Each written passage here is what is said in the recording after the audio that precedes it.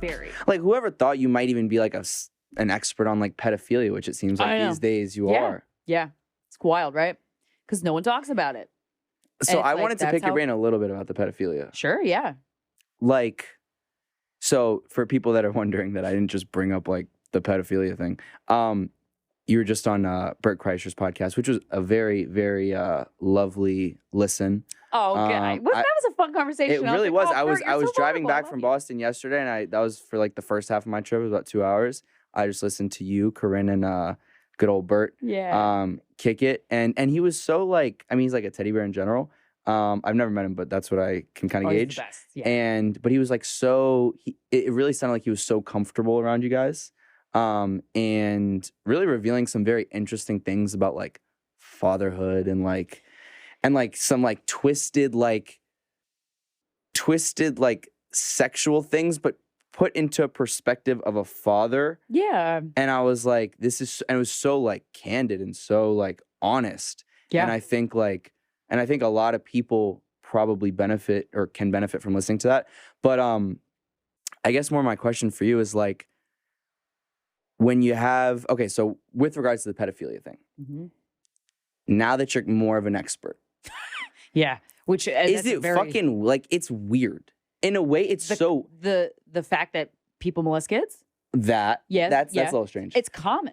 I know a lot of people who are molested. And that's wild. And that's a very popular email we've gotten from men and women who have had experiences, whether it was ongoing or like a one-time thing. They never talked about it. They're not scarred about it. They are scarred about it. They've never told anybody about it. Every situation under the sun that you can imagine. Have you had like a pedophile like write to you guys like, hey, yes. I'm a pedophile? Yeah, because I asked. Because I was like, well, okay, if we're getting all these emails from people who were touched, there have to be statistics. Who are the people doing the touching? Touchers? And why? What can be done here? Because the second you're afraid to talk about something, then it remains a problem, right? So one thing that can be done right off the bat is a helpline. Somewhere you can call so that you don't act on it. Because you don't have to act on it. Just because you have an urge doesn't mean you have to act on it. And so that's one thing that could help. We had a woman on, I forget her name, I'm blanking on her name. She was fantastic. She had a quote in an article about the subject, and we Zoomed with her. She was a doctor. She worked at a prison where she basically was in charge of saying, can a pedophile get out? Like, is this sentencing appropriate for this crime? And the crime mostly dealt with pedophilia, sexual assault. And she had a lot of really interesting insight about it and just how common it is. I mean, it's a problem. And then you go, well, you think of Lewis Carroll, who wrote Alice in Wonderland. I have the unabridged version of Alice in Wonderland that he wrote, and there was many forewords by his friends who knew him at the time. He was a pedophile. He was in love with Alice Liddell, who was 7 years old. He's a pedophile. But during that time, people sexualized kids, and I was like, what? I didn't know that. Wait, so what I also learned from listening to you guys talk is there's like different. We're labeling everyone who likes kids as pedophiles, but there's like different levels. There's hebephilia, which is like a prepubescent. There's like levels of it. That's nasty. Yeah. But like, wait, so what are the levels? The ones for the that I know pedophiles out there? Pedophilia is until like 8, and then I think hebephilia is like 9 through That's like fucking 15 weird, or something. I think there's 2 categories. You don't think we just all group them under like? Is it that much better for like an 11-year-old or an 8-year-old? I don't know that. See, I'm not an expert in that way because I don't know about because I don't want to speak to it if I don't know the facts. But I just know that those 2 are terms for those categories. Is it categorized as a mental illness? I think the woman said it was. It's a sexual attraction. So some people are exclusively sexually attracted to kids, even as a kid. Like she told us about this one guy who knew since he was a kid, and then he just So since he was younger, but at that point it's just like liking your peers. Like if you're 9 and you like another 9, right? And then he got older, and then it just stayed. It's not great. Yeah. But I don't know what the answer is. But I do know the only thing that I fucking know for sure is if you talk about it in a way that's not because it is such a terrible thing. Right. But we got to talk about it. There will be the likelihood of figuring out ways to eliminate it are high. It's higher. So for the the folks that have, like, how many people have written to you that, like, hey, I'm a pedophile? I asked once, and I asked for that, and I asked for anybody who was raped somebody. Okay.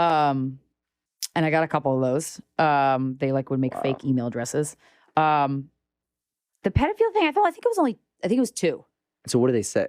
God, so long ago. One of them, and I was very weirded out reading it, and I was like, well, this is the fucking problem, Krystyna. You could read the goddamn words.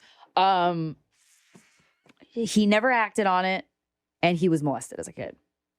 See, I feel like that's like... That happens, and then that doesn't happen. That's not the case every single time, but that is the case a lot of the time. And then that's based off of that woman who worked. So he was like, I feel these urges, but like I've never acted on it. I know they're wrong. Yeah, and I'm like trapped in my own brain. What the fuck you say to him? Don't do it. I just said thank you for writing us. That's all I said. Because I didn't know how to address. I didn't know how to address it. I didn't know what to say. I was very clammed up because this is not something we talk about. So I was like, I'm talking to my own minute. I'm never at a loss for words. That I don't know what to say. But what about I said thank you for writing. What about like when you've had someone that like admits that they've raped someone?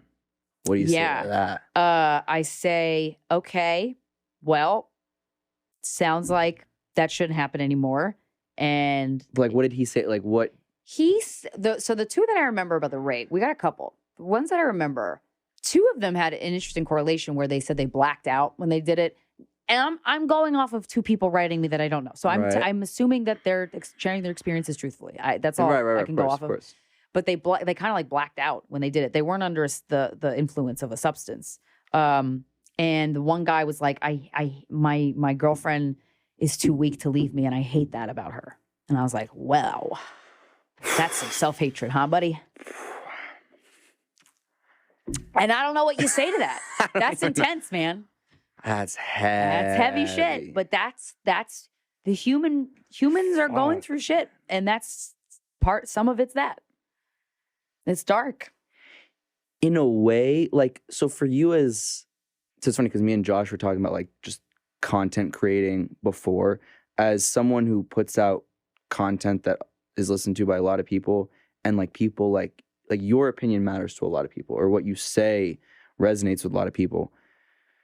When you're talking about a subject like that, is it, do you ever feel like you have to really watch what you say or do? Is there a limit to what you're willing to share with your listeners about what's written to you guys? Is there a limit on what you're willing to like ask someone who writes something like that? Like I've, done X, Y, and Z. Yeah. Oh, there's been some emails that we didn't want to read, but we wanted to summarize because Corinne has gone to therapy because of these emails. Truly, like she had a great childhood. I'm used to experiencing very intense, heavy emotions from a very young age. So that's part of what allows me to go, yeah, this is a part of the world and humanity that I kind of already was attuned to. I've already seen it as a kid. I've seen it. So, it's not surprising to me. That doesn't mean it's good. There was one email from a woman who was raped by her father when she was 10, and she escaped. She escaped and she got adopted. And she described it was really tragic. It was on her birthday. Her dad had people come over, and she ran away. She got away. And we read her email. We summarized her email. Because I was like, if this is the pain that one person is going through, that means that other people are going through pain that's that intense, or maybe even more intense. I don't even know what that would look like. Right. So I think it's important to not be consumed in the pain, but just know that humans are very resilient. Thank you so much for watching this video. If you haven't done so already, please make sure you like the video, subscribe to the channel, follow me on Instagram @felix.levine. And if you have something to say, please leave a comment.